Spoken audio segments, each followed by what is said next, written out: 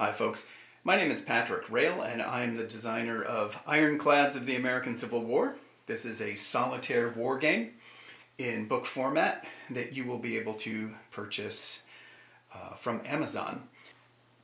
My inspiration for this game has been a spate of new book format war games that have come out in recent months.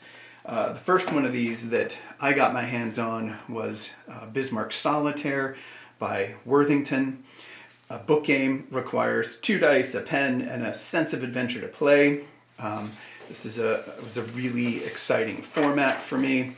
The idea here is that this is all you need to play a war game.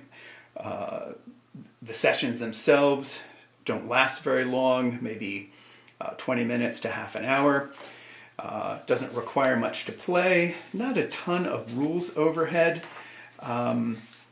but there is enough game here to keep wargamers satisfied. So here is one of the first missions, and you can see what you're doing is tracking. You've got the Bismarck, the Prince Eugen, and there's a U-boat floating around, and you're basically moving around this grid pattern. You're going to roll dice against these charts up here. They're going to tell you what's going on. They're going to tell you if there are convoys that you can attack. That's your main mission. If there are enemy ships that you can go after, and then things will go after you as well.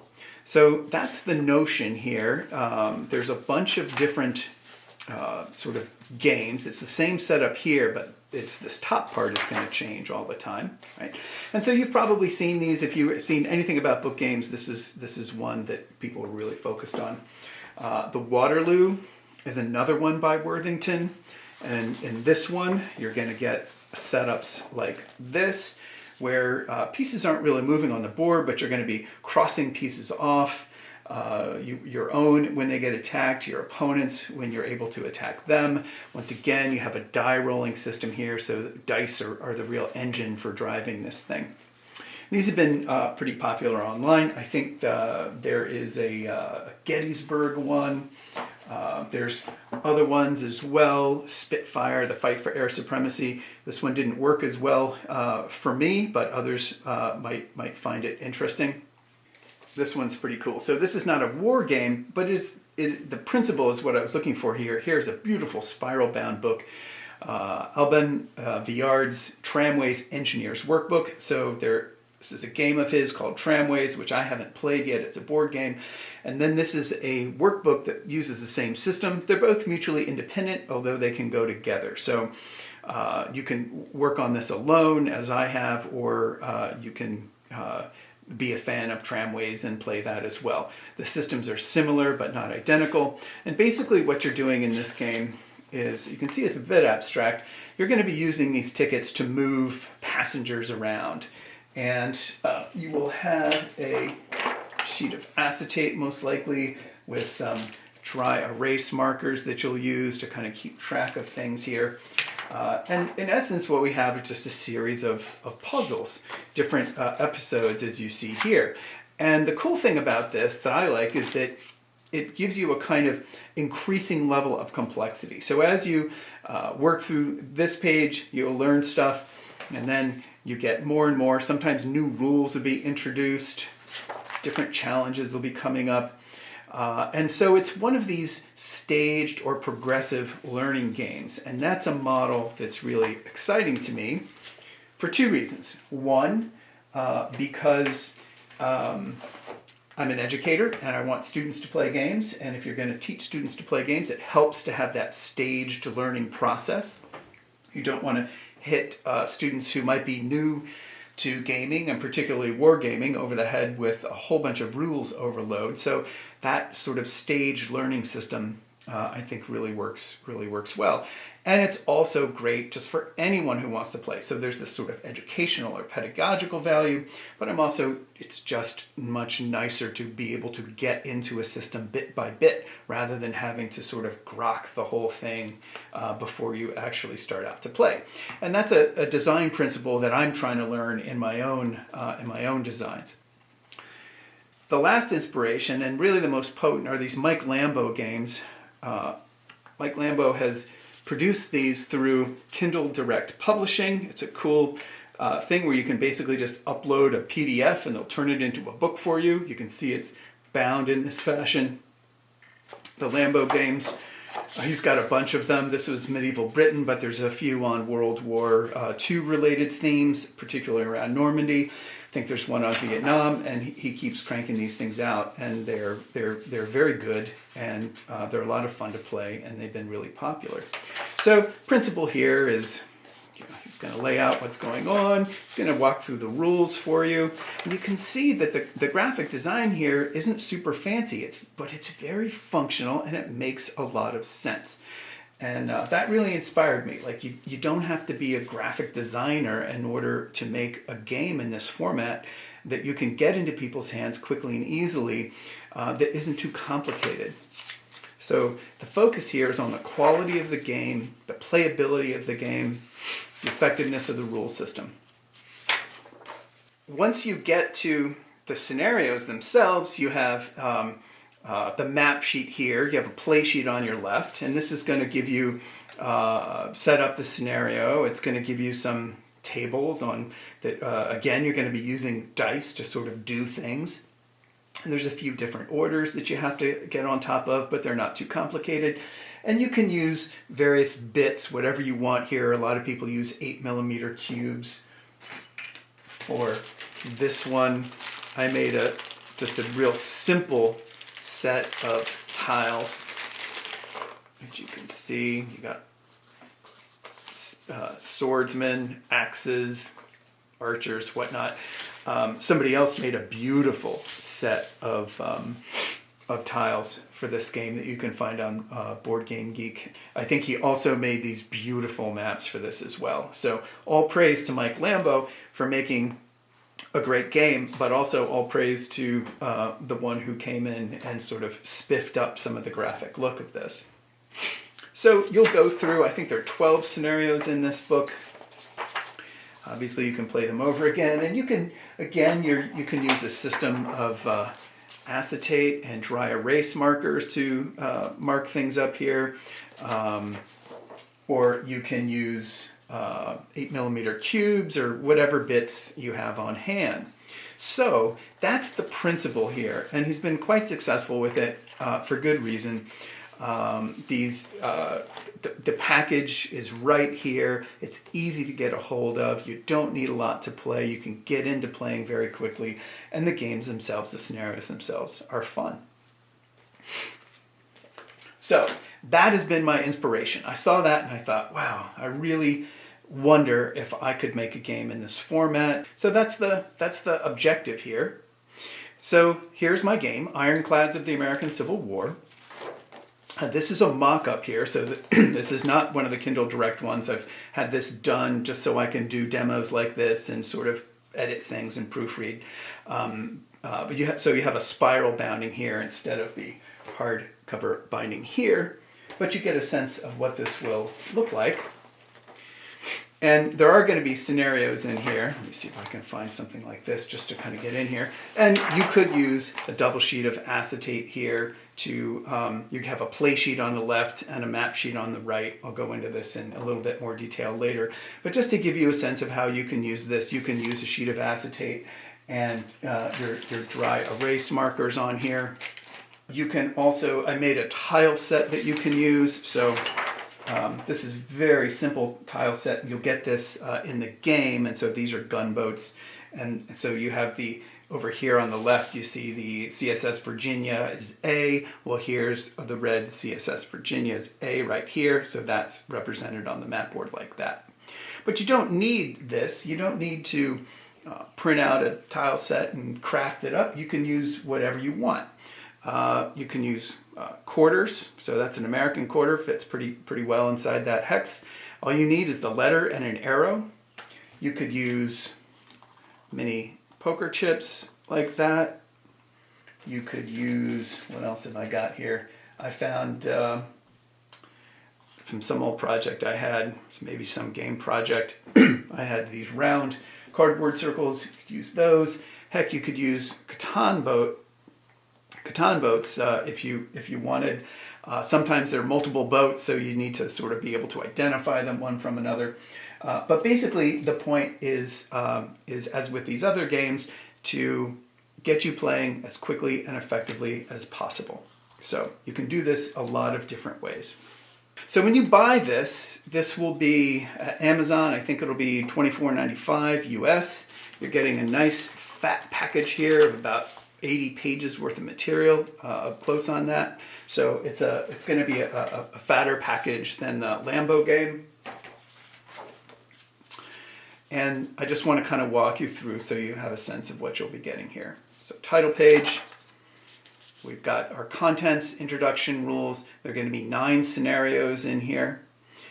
These are all American Civil War scenarios involving the use of ironclad gunships. There's some extras I'll show you, some designer's notes, play notes, and then there's a play log at the very end.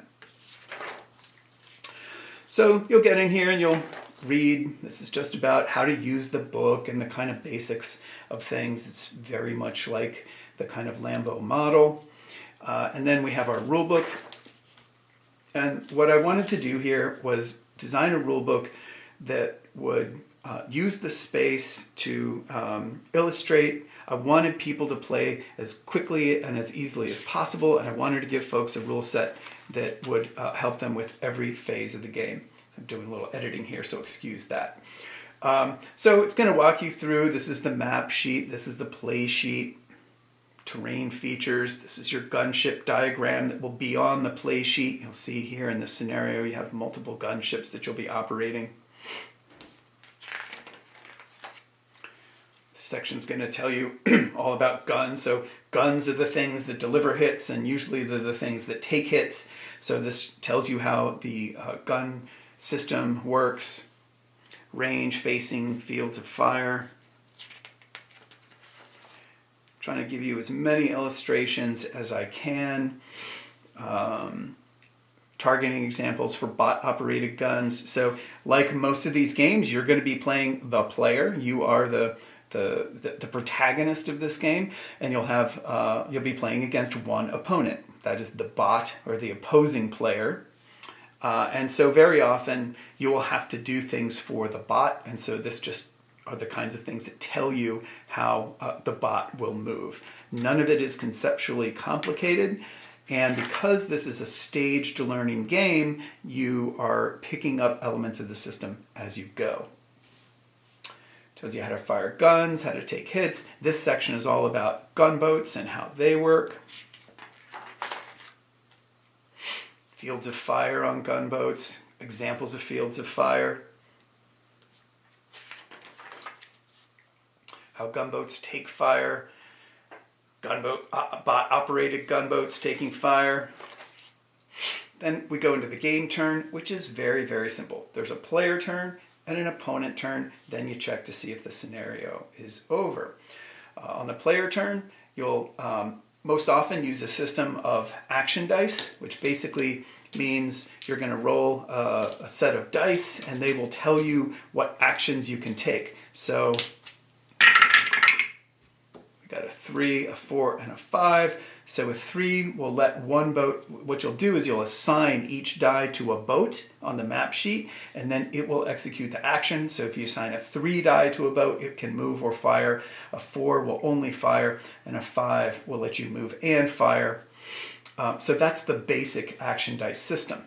But like many of the systems in this game, it can be upgraded to the standard rule set, which is a little bit more complicated, but there's a little bit more play value involved in there, or at least that's the intention. So you're going to move your boats and fire them. Then the opponent is going to go. The bot will move its boats according to a set of rules. If it has any, sometimes it just has artillery batteries. And there will be bot instructions for that. And then it goes, it fires, and that's it. And you're just going to do that over and over until the scenario ends. The actions you have to worry about in the basic game are super basic. You can move your gunboat and you can fire your guns. And so this just walks you through these 2 actions. And then this says additional rules. And what's going on here is that these are the new rules that you will be learning as you work through the scenarios. So here, Timberclad Flotilla, this is going to come in on scenario 2. You'll learn about ramming in scenario 3, gunboat bots in 4, standard action dice, repair actions, all these things work you through the nine scenarios, adding bits of rules as you go. Ranged batteries, operating with shallows, so that these gunboats had pretty shallow drafts, but they had a lot of guns on them and armor, so they weren't too shallow. And this became a real factor in the Mississippi Water War, which gunboats could move in really shallow water. That became an important factor. Silent running, so you can run by the guns of Vicksburg at night without having them fire on you, that kind of thing. So here's your digest of all the additional rules. Within each scenario, you will see the rules as they're added in. So this is for your reference, but you can, as you learn, you won't have to go back to here unless you want to. You'll be able to work just with the scenarios. Whoops. The first scenario is just a training mission. You're just going to be, you're just going to be bringing a Union gunboat onto the board, and you're going to be trying to knock out this pretty basic battery. You're going to keep the statistics on your gunboat here. So these hit boxes you'll mark off as you take hits on these different sections of your gunboat, and the dice are the guns.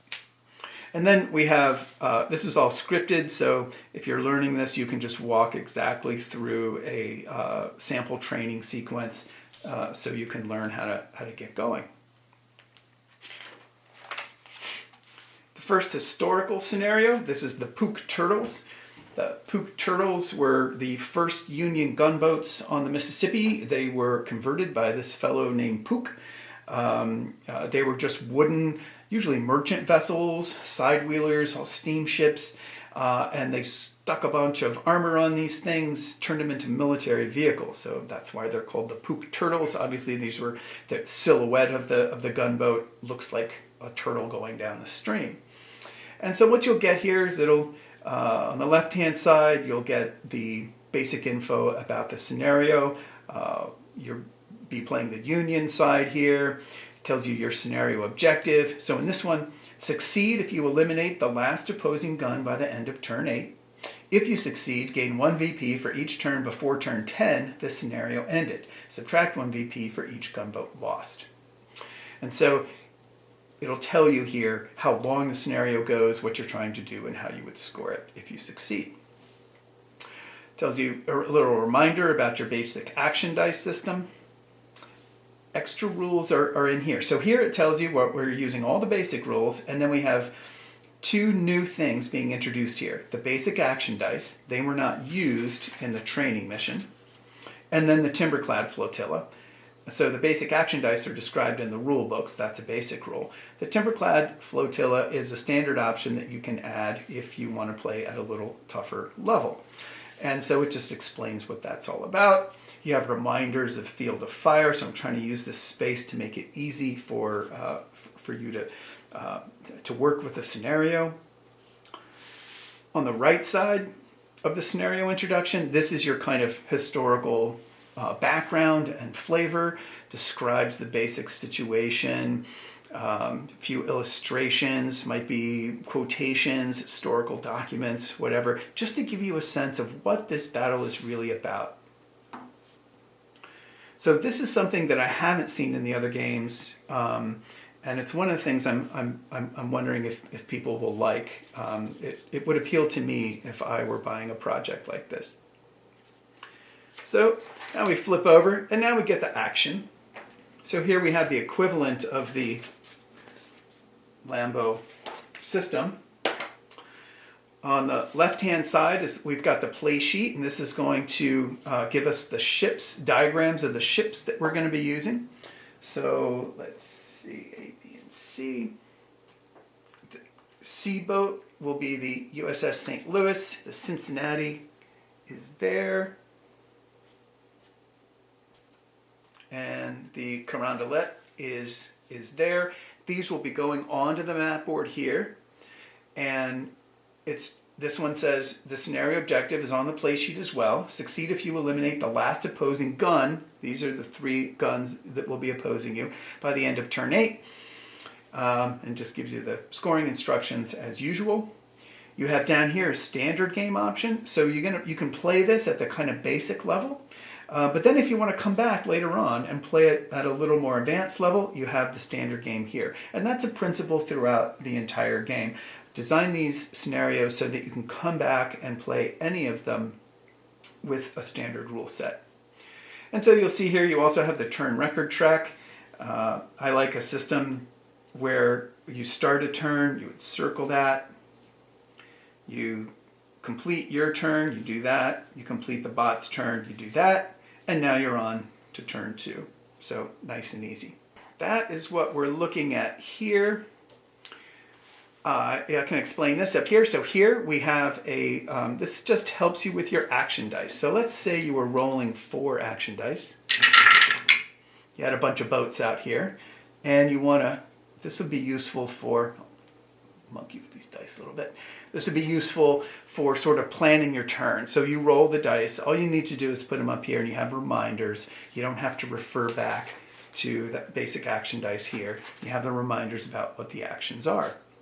But I have designed this so that if you are in the middle of play and you need to refer back to the scenario introduction, all you have to do is flip and it's right here. So that's why the historical material is on the right. Normally I would have put that on the left, but I'm thinking about when you're in the middle of play and you need to check a rule or go back, you can just flip like that. Oh, here are my Fields of Fire guide.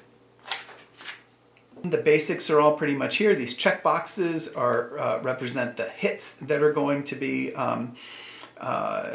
accrued against these batteries. And so the way this works is you're going to mark them from the top row. So this starts out, this gun has a 3 strength and range. If those all get marked off, it'll be knocked down to a 2 strength and range. If those get knocked off, the gun doesn't function anymore and it's out of the game.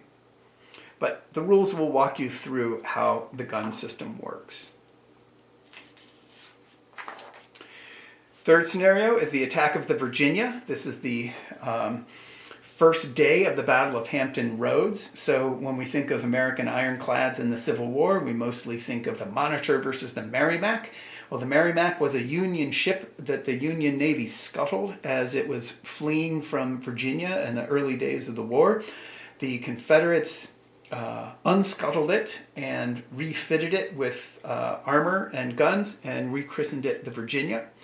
And then on March 8th, 1862, the Virginia steamed out of Hampton Roads, or steamed out of its harbor into Hampton Roads and began the destruction of a wooden boat Union fleet there, a little set of boats there. So in this one, we have the scenario objective. This uses a simple action sequence because there's only one boat you'll be operating.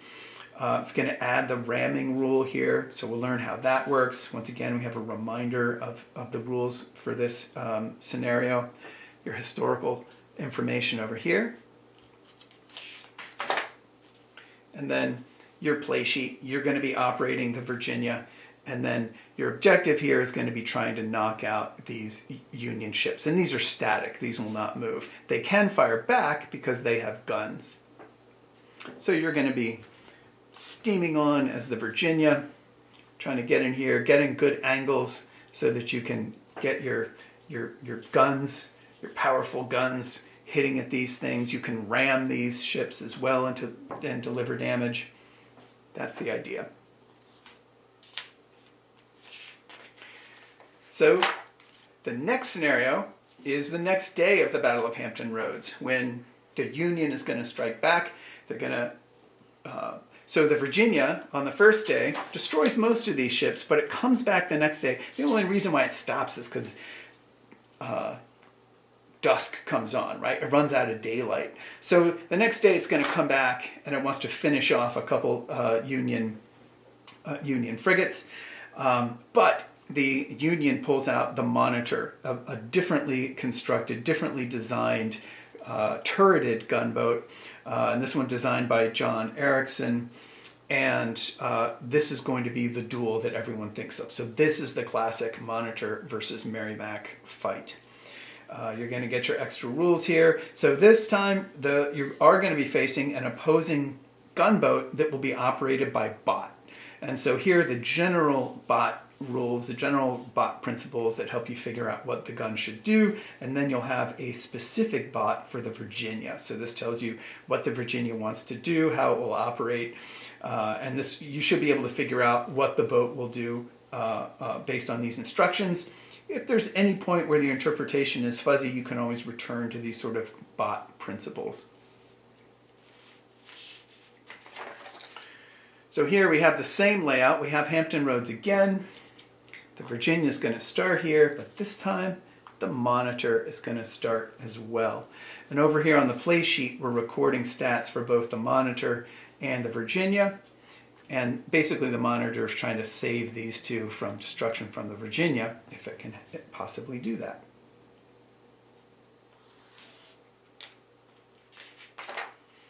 Next scenario is Ironclads versus Timberclads. We go back to the Battle of Lucas Bend. This was actually the first real use of ironclads in the Civil War. This is by the Union, so you'll be playing the Union side.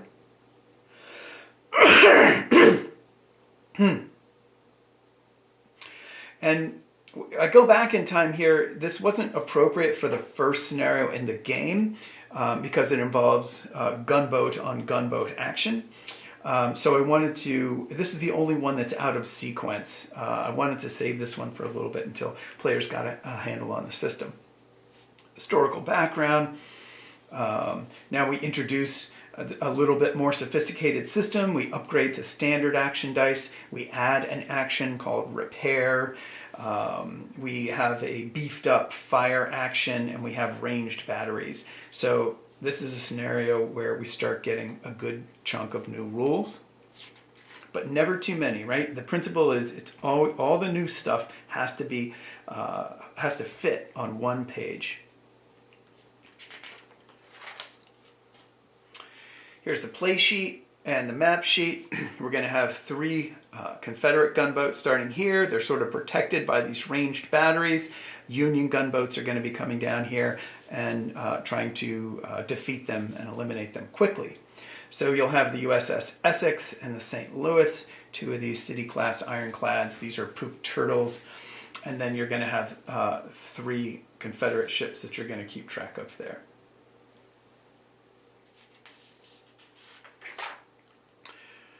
Next scenario is island number 10.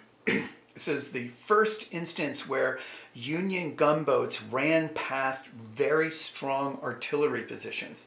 So this is the first real test to see sort of a contest. Which was more powerful, the gunboats or big land-mounted batteries? And in this instance, what the gunboats did was they ran silently by night.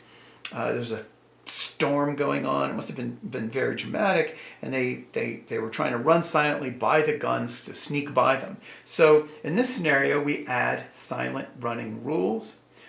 We also add mortar boats because they're an important part of this battle. And here's our map sheet for that.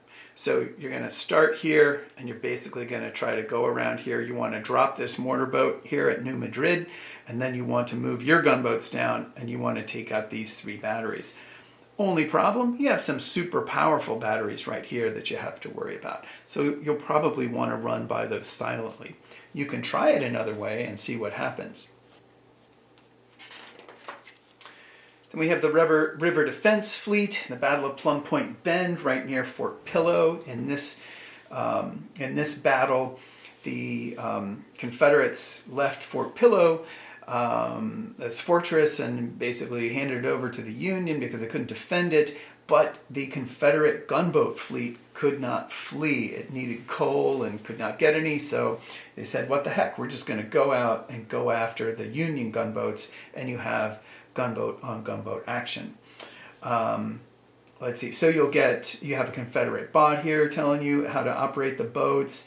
add a few new things in, like elevated terrain, crew casualty effects, that sort of thing. Here are your boats. Here are the four you'll be going against. Gives you the starting positions of these. That's your new elevated terrain. Your new upgraded action dice helper. That's the River Defense Fleet scenario. There's two more that are going to be added in here. One is, actually I can show you here. So this lists 12, but I had to pare it down to 9. You will have Battle of Drury's Bluff in Virginia when Union gunboats try to drive past Fort Darling so they could attack Richmond in the Peninsular Campaign. That didn't go so well. And then you'll have Running the Guns of Vicksburg will be the last one. And I give you this little map to help you sort of locate yourself and figure out where you are. That's part of our extras section. So here's the tile set. You can just scan this, print it out on sticker paper, put it on some chipboard and cut them up, or you can use any other system you want. Just wanted to make sure that if you wanted to craft something for yourself, you could.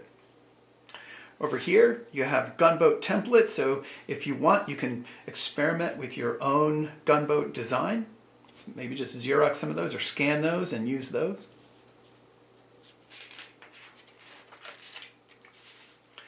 I have a detail map of the Mississippi, helping you once again to locate where you are. For me, playing historical games, as a historian, it's really, I love understanding the context. And here is your section of notes. This is just explaining about what I'm doing here, how I'm thinking about this whole thing.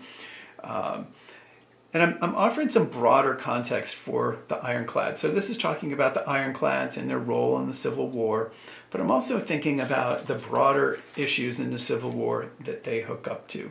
So this is not a lot of historical material. I'm not giving you any homework or anything, but just enough to try to give you a sense of what I'm about and where I see all this coming together. Give you suggested readings, a bibliography, so if you want to research, do your own reading on the Ironclads, you've got some starting places here. And then lastly, I give you a play log so that you can record your outings. And you can do this, maybe you want to run a whole campaign, you want to run through all the scenarios and do it that way, or however you want to work on this is of course your choice. Just wanted to make sure that you had a place within the book to record your plays. All right. So that's the project. Ironclads of the American Civil War, a book war game that I hope you will be able to buy in June of 2022 through Amazon. If you have any questions or constructive comments, I would be glad to hear them. So please don't hesitate to let me know what you're thinking. Thanks so much for paying attention. Bye.